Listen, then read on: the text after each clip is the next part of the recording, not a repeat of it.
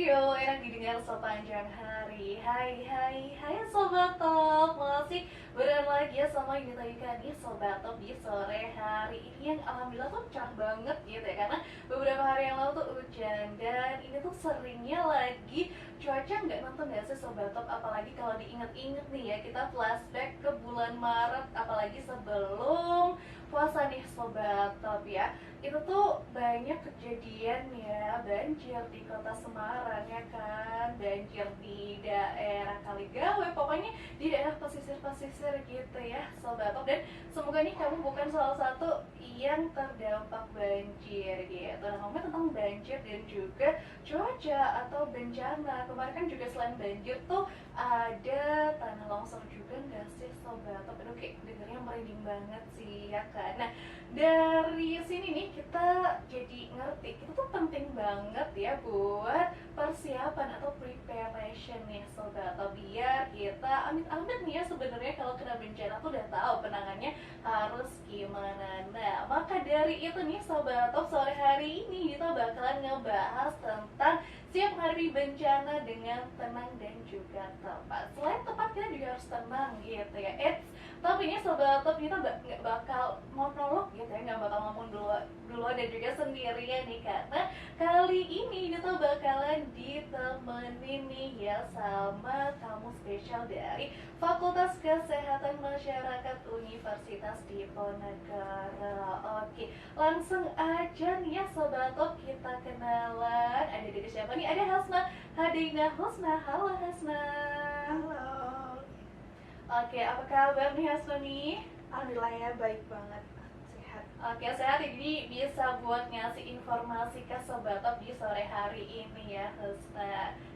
Oke nih Sobat Top, jadi kita sekarang ini lagi di FKM On Air gitu. Jadi kita bakalan berdialog atau berbincang-bincang nih ya sama Hasna dari UKM KSR PMI Unit FKM Undip. Waduh, kamu pasti bertanya-tanya nih ya, kira-kira UKM KSR PMI Unit FKM Undip itu apa sih? Jadi boleh kali ya Hasna nih ya dijelasin dulu nih supaya Sobat Top tuh tahu gitu. Kira-kira apa sih? Oke, halo Sobat Top. Jadi KSRPM Unit FKM Undip ini merupakan organisasi atau unit kegiatan mahasiswa tingkat fakultas, yaitu Fakultas Kesehatan Masyarakat, yang bergerak di bidang sosial kemanusiaan dan berada di bawah naungan Palang Merah Indonesia. Jadi KSRPM ini singkatan dari Korps Sukarela Palang Merah Indonesia gitu. Nah, organisasi ini juga aktif nih dalam kegiatan tanggap darurat bencana, baik untuk bencana yang terjadi di Semarang dan sekitarnya dan juga Indonesia yang berdasarkan arahan dari PMI Kota Semarang sendiri gitu.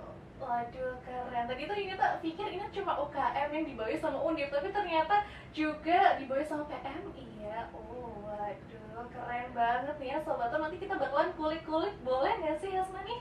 Iya, boleh banget dong. Oke, nah kita bakalan balik lagi nih ya Sobat Top, masih dengan sama Yunita Yuka dan juga Hasna Hadeina setelah beberapa lagu yang satu ini.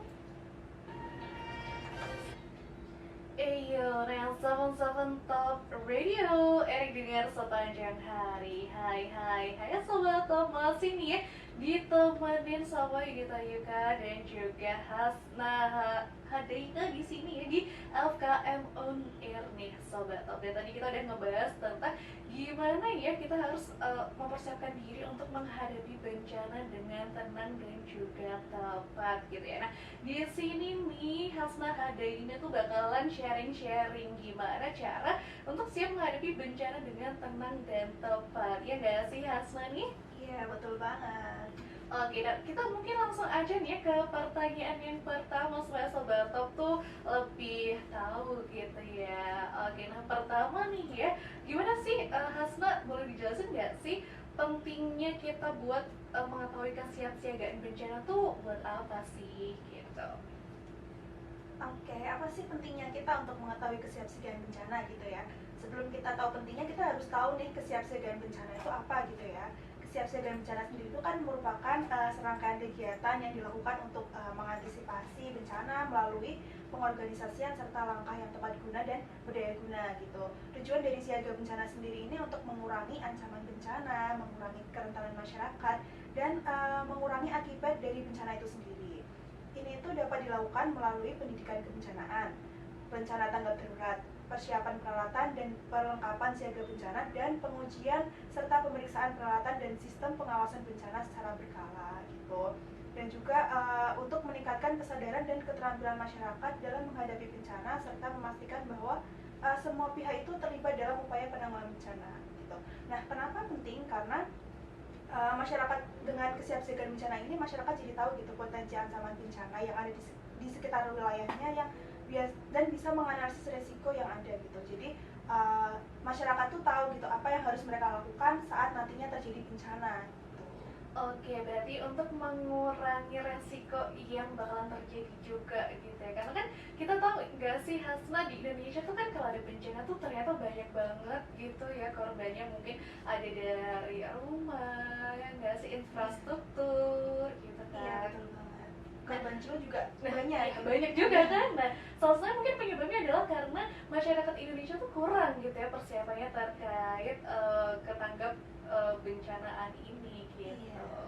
Ini berarti penting banget gitu ya untuk sobat Top mengetahui gitu. Iya, penting banget. Oke, nah setelah itu nih ya, kira-kira Hasna jenis-jenis bencana alam yang sering terjadi, terus kira-kira dapat mengancam wilayah tertentu tuh apa aja sih? Oke, kalau jenis-jenis bencana yang sering terjadi di Indonesia sendiri nih ya, yang seperti kita tahu ada banjir, Iya, gempa banjir, bumi, gempa tuh. terus yang baru-baru ini ada Erupsi? iya erupsi Erupsi gunung Gaza. berapi. Kalau di Semarang sendiri, sobat Sobat Top nih, biasanya kita Semarang banjir gitu iya, ya, banjir terkenal ya. ya pasti. Kalau di daerah yang tinggi itu tanah longsor. Oh iya, tanah Ya. longsor. Terus Semarang juga pernah beberapa kali mengalami kekeringan di daerah-daerah tertentu. Oh iya, jadi ternyata nih, ini tuh juga baru tahu nih karena dikasih tahu Hasna nih ya bahwa Semarang tuh pernah mengalami kekeringan di beberapa wilayah gitu. Aduh, terus nih kira-kira keterkaitan antara kesiapsiagaan bencana dan penanggulangan bencana alam yang terjadi di tahun ini apa sih Hasna? Karena kita tahu ya di awal-awal tuh kan Semarang, Indonesia ternyata banyak banget gitu ya bencana yang terjadi. Gimana nih? Oke, untuk keterkaitan kesiapsiagaan bencana dengan penanggulangan sendiri pasti sangat berkaitan gitu ya. Karena apa ya, kegiatan di dalam kesiapsiagaan itu kan sangat menyangkut dengan penanggulangan sendiri. Contohnya nih, kita di kesiapsiagaan itu kita bisa mengidentifikasi resiko dengan pemetaan daerah rawan bencana gitu ya. Nah, dengan kita sudah mengidentifikasi resiko itu bisa memudahkan kita untuk merancang strategi penanggulangan gitu. Jadi nanti saat terjadi bencana kita udah bisa langsung menentukan apa yang harus kita lakukan gitu, karena kita sudah tahu nih identifikasi resiko apa yang ada gitu. Terus kita juga di kesiapsiagaan bencana itu kita sudah melakukan pelatihan dan pendidikan gitu untuk sumber daya manusia yang ada di wilayah-wilayah gitu ya. Nah, dengan masyarakat atau sumber daya yang sudah kita berikan pendidikan atau pelatihan tanggap darurat gitu tentang kebencanaan, jadi nantinya saat terjadi bencana, saat penanggulangan bencana itu sudah bisa lebih tanggap, atau mereka tahu gitu bisa membantu instansi pemerintahan atau apa untuk melakukan penanggulangan dan bisa memberdayakan masyarakat yang lain untuk tanggap darurat bencana gitu. Oke, berarti ini penting banget gitu ya, karena kita bisa bercermin juga nggak sih Hasna ke Jepang gitu ya. Jepang kan beberapa waktu yang lalu tuh ada gempa Taiwan kalau nggak salah ya, ada gempa juga kan, dan ternyata itu tuh infrastrukturnya nggak terlalu banyak yang terdampak, terus korban jiwanya itu juga nggak terlalu banyak yang terdampak juga. Jadi ini berarti artinya penting banget untuk kita tuh tahu gitu. Berarti ini contohnya kalau misal di Semarang tadi Hasna bilang Semarang kan banjir gitu, berarti kita perlu ngasih edukasi ke masyarakat juga gitu ya. Apa sih yang harus kita lakuin untuk pertama tuh kan pasti mencegah gitu ya, mencegah banjir. Terus abis itu apalagi tuh setelah kita ngasih tahu masyarakat kalau banjir tuh gini harus gini pencegahannya, tapi kalau udah terjadi tuh gimana Hasna? Oke, untuk setelah kita masyarakat yang diberikan pendidikan dan pelatihan itu pasti bisa lebih merespon bencana itu bisa lebih tepat gitu. Misalnya kalau ada bencana apa sih yang harus jadi di setiap rumah-rumah itu kadang sudah persiapan kalau barang-barang elektroniknya itu udah dinaikkan kelurahan gitu tuh ada mempunyai perahu Oh iya, karet perahu gitu ya karet. untuk persiapan. Terus juga mereka tuh bisa tahu gitu apa sih yang harus mereka lakukan kalau bencana itu datang, entah itu langsung mengungsi atau mereka jadi tahu gitu tanda-tanda bencana. Oh, debit airnya sudah mulai naik, jadi apa yang Betul. harus mereka lakukan gitu. Itu sih. Oke, berarti ini perlu banget gitu ya buat Sobat Top juga nih, apalagi Semarang nih lumayan rawan banjir gitu kan, apalagi kalau hujan deras sehari aja gitu debit airnya udah tinggi banget. Oke, nah eh, Sobat Top dan juga gue pengen tahu nih Hasna, gimana sih perencanaan persiapan bencana yang baik itu gitu, karena mungkin masyarakat udah tahu nih, kita harus kayak gini-gini, tapi ini apakah baik atau enggak gitu. Oke, untuk perencanaan bencana yang baik sendiri, ini tuh ada teori langkah-langkahnya gitu. Oh ada tuh, apa tuh kira-kira? Yang pertama tuh kita harus adanya pemahaman risiko bencana. Pemahaman dulu. Iya, yaitu identifikasi jenis bencana yang ada di wilayahnya masing-masing gitu ya. Terus setelah mengidentifikasi jenis bencana, kita harus menilai resiko dari bencana itu gitu. Melakukan penilaian resiko untuk memahami sih sejauh mana sih bencana itu berdampak gitu pada masyarakat dan wilayahnya gitu. Lalu yang kedua itu pembentukan tim siaga bencana yang melalui pelatihan, pembentukan tim dan peningkatan keterampilan dan lain-lain gitu. Jadi itu nanti untuk tim siaga bencana itu untuk teman-teman yang memang sudah terampil dan sudah memiliki pendidikan khusus untuk bisa menangani bencana. Iya, lalu membuat rencana evakuasi atau peta evakuasi gitu. Jadi nanti kalau memang sudah terjadi bencana yang tidak diinginkan gitu, kita jadi udah tahu nih evakuasinya itu kita harus lewat mana gitu. Ya.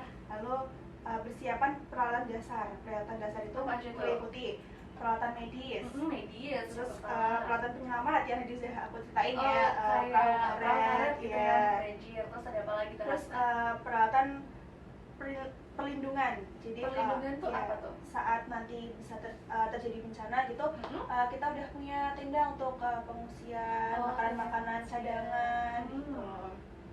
Ya, air bersih gitu. Oh betul, itu pasti butuh banget gitu ya. Gitu. Terus kemudian ada pelatihan dan pendidikan siaga bencana yang tadi aku ceritain gitu ya. Lalu ada koordinasi dengan pihak-pihak terkait, BPBD. Jadi banyak juga yang berkaitan. Instansi pemerintah lain. Dan yang terakhir itu membuat rencana pemulihan saat terjadi bencana, yaitu membuat mencakup rencana-rencana atau langkah-langkah untuk memulihkan area-area terdampak dan yang terdampak bencana, termasuk rehabilitasi infrastruktur dan pembangunan kembali. Jadi nanti kalau terjadi bencana yang tidak diinginkan itu ada rencana strategi penanggulangan pemulihannya itu gitu ya. Jadi biar cepat gitu, walaupun kita udah siap, tapi kan namanya alam, kita nggak pernah tahu, kita nggak pernah prediksi ya nggak sih Hasna? Benar sih. Dan tadi juga kita mengutip nih kata Hasna bahwa kalau masyarakat itu teredukasi terkait kesiapsiagaan bencana tuh jadi bisa menolong satu sama lain nggak sih? Kita Sobat Top. Jadi nih kita benar-benar harus ada persiapan seperti yang dikata udah di-mention sama Hasna tadi ya Sobat Top. Jadi kita harus siap menghadapi bencana dengan tenang dan juga tepat. Oke ya Sobat Top, nih kayaknya kamu harus take note gitu ya, apa aja sih yang perlu dilakukan gitu ya sebelum bencananya sendiri, terus kalau udah terjadi bencana, terus pemulihannya gitu. Waduh ya Sobat Top, nih kita benar-benar harus selain take note gitu kan, kita mempraktekkan jangan gitu ya, karena jangan sampai ada bencana gitu ya.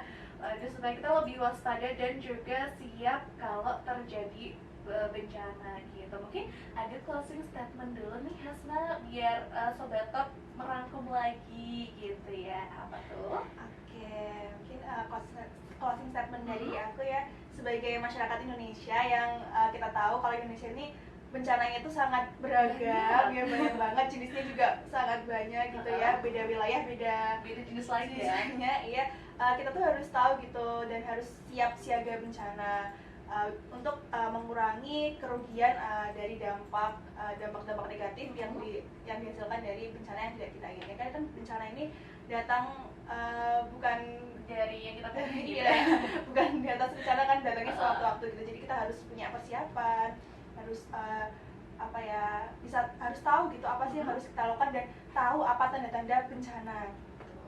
Oke, itu ya sobat Top, lagi-lagi bener-bener ini adalah sebuah hal yang semuanya nggak sih Asma, semua kalangan masyarakat perlu Iya. belajar. Semua umur. semua umur, semua Iya. kalangan harus belajar Iya. karena namanya bencana juga nggak milih-milih Iya, ya kan. betul. Oke, sobat Top, kita udah bareng sama Boy Gita Yuka dan juga Hasuri di FKM On Air ya, yang ngebahas tentang siap menghadapi bencana dengan tenang dan juga tepat. Semoga nih ya dialog singkat kita bareng Hasma nih bermanfaat gitu ya buat sobat Top untuk amit-amit sih sebenarnya kalau ada bencana Iya. gitu. Oke, sobat Top, ini sesi talk show ya terkait FKM On Air. Thank you banget nih buat kamu sobat Top udah dengerin talk show FKM On Air hari ini. Sorry banget ya, ini kan tadi pembahasannya sangat penting, jadi boleh banget di-share ke teman, saudara, ibu, bapak nih. Oke, aku Dita Karismawati dan juga Hasna selaku pembicara FKM pamit undur diri. Sampai jumpa di FKM On Air selanjutnya. Bye-bye.